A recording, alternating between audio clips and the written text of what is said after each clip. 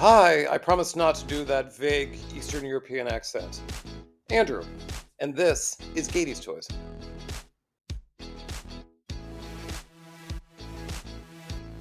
On today's MIA 80s Ladies, we're doing sort of some of my favorite MIA 80s Ladies, and that's the ones that have prototypes, artwork, actual information, and a pretty surprising final verdict.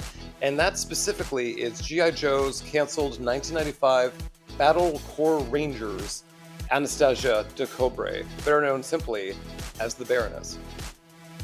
This is usually the part of the video where I kind of explain the history of the franchise and the character. If you don't know what a Baroness is, if you don't know what a G.I. Joe is, I don't know how you found this channel. What we're really going to do here is sort of discuss the history, and that history is the beginning of the end for G.I. Joe.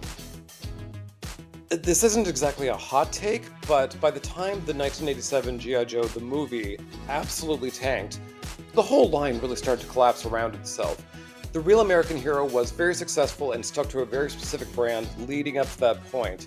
The science fiction elements of the movie started to dilute that, and you saw the line branch off in a million directions, sometimes as simple wackadoo paint jobs like Tiger Force, others into truly weird and wonderful territory like Eco Warriors, some science fiction nonsense. So you start to see a real fracturing, and very similar to what Transformers was going through, a real kind of growing pains on what they wanted to do next. Now, before the G.I. Joe collectors come after me, I am one of you. I was there during, the beginning, the middle, the end. A lot of this was watching, like, an old dog die. Like, Hasbro refused to put it down, and we all had to watch in embarrassment. I understand that Tiger Force, that Ninja Force, that some of these sort of subsets have got a little more of a second look in past years. The nostalgia glasses are, real rosy in that department. But my prescription in my nostalgia glasses is not that strong, and I know, what we were all thinking at the time. It took a few years, but Hasbro eventually came to the same conclusion. While they were still planning to do weird alien chestbursters and robo-crocodiles and all sorts of strange things for their 1995 waves, when they were planning it, they did decide to go a little back to basics, and they decided to go back to more militaristic things. In 1994, there was called Battle Corps. That might have been confused with the actual legal Corps ripoff figures that were out at the same time. So they decided to pivot, change the name to Battle Corps Rangers. And that's where we get the Baroness. Aside from the Baroness, there is, quite a few other characters that sort of made a big grand return in this line that would have been. Among them would have been really great looking Dr. Mindbender, who had a bit more of a sci-fi slant, but very cool looking. My beloved problematic fave, Shipwreck, as well as Flint, who's going to show up. Because it's G.I. Joe, of course, there were a number of vehicles planned for this as well, even a play set that was all repurposed, repackaged, recolored. The real tragedy here is that the beloved killer whale hovercraft was going to be redone in these new colors and renamed as the Seawolf, which is a very charming homage to a 1970s submarine toy from the original G.I. Joe line.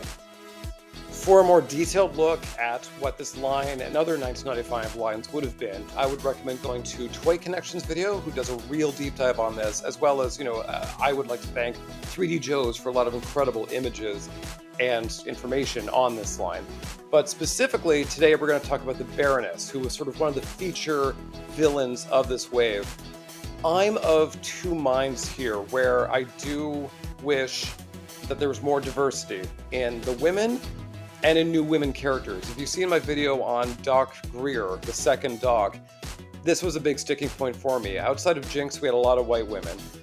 On the flip side, this was pretty late in the G.I. Joe game, so for Hasbro to say, we want to include one, we've already done a version 2 Scarlet, all the other characters of note have, 2, 3, even 4 versions sometimes, so it's the Baroness's term, and it's really, a testament to her popularity, and that they said, if we're going to do this, we're going to put a bankable character here. So I get it, and that makes it all the worse that we didn't get it.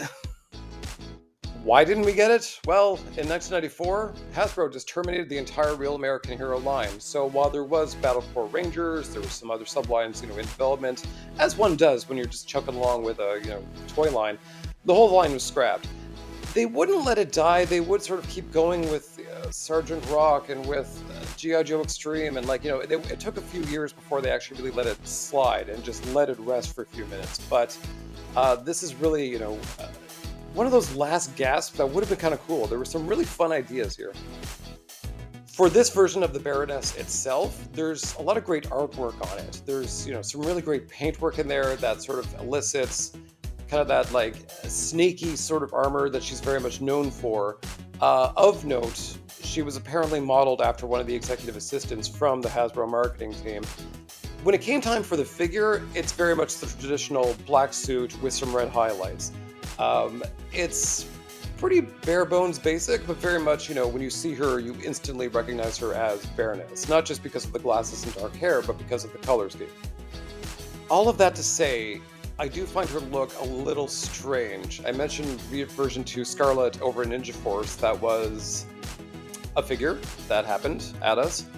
And with her look too, she had a lot of, kind of that like ninja-y shoulder armor, lots of pouches, whatnot. And this Baroness very much looks like she fits in with Ninja Force. I mean, not necessarily with the neon colors, but she certainly looks like she was sort of designed for that and then plunked over here. I have no evidence. There's this strictly just visual cues. But in terms of, the style, the brand, the flow of Ninja Force, Baroness kind of looks like she fits more better there. Nevertheless, I mean, this was a figure that I would have loved to have seen. I might not have bought it because I was probably aged out by that point, but I mean, this was peak Ninja Turtles. We were getting to Power Rangers. I mean, G.I. Joe was left in the dust, and the days of their supremacy was long over. So, what has happened to her since?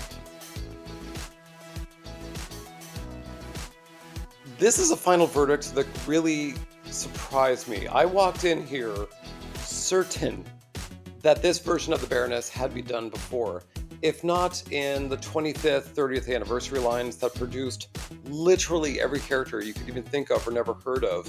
I thought maybe at least in that horrible Valor vs. Venom line from the early 2000s, but truth be told, she's not been made. She, has lots of figures. If you want a Baroness figure, you're not without. However, even as an homage, I mean, a lot of Baronesses have black armor, red accents, sometimes blue, maybe sometimes red with black accents, but the fact of the matter is, to have someone in, sort of a bodysuit with some red armor pieces over top, nothing of the sort. I mean, even if you squint super hard, no Baroness figure, of which there are many, is this. So, the final verdict is very much a hard no. The Corps Rangers Baroness has not been made. To my knowledge, not even other characters in the style of the Corps Rangers have been made otherwise too. I've looked around, I've not seen Flint, I've not seen Shipwrecked, I've not seen that really cool Dr. Mindbender. The line's really been forgotten or ignored or whatever. That said, I like to end these things on a bit of a positive, upbeat note, so let's just sort of discuss where it could end up. As of late, time of recording, Hasbro is treating G.I. Joe like Playmates treats Turtles. I mean, everybody gets a license. I mean, Super 7 gets one, McFarlane gets one. I put up my hand in an event and just got a G.I. Joe license. I don't know what to do with it, but the thing is, it could fit in somewhere else. So there's really two candidates I think are the most likely. The first, of course, is the big dog, G.I. Joe Classified.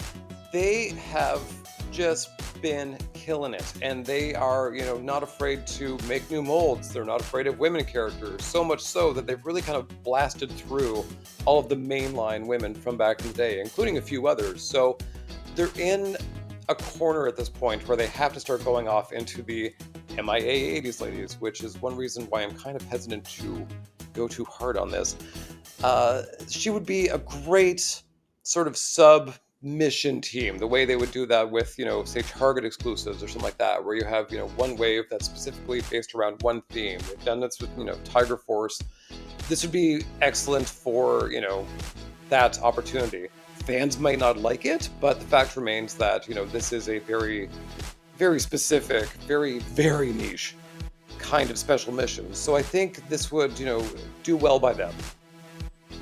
The other place would probably be with Super 7, not necessarily in their Ultimates line, that really kind of caters more to the cartoon side of G.I. Joe, but they do have a Reaction line as well as a Reaction Plus line, which is their, O-ring subset, which is very much, got G.I. Joe specifically in its crosshairs.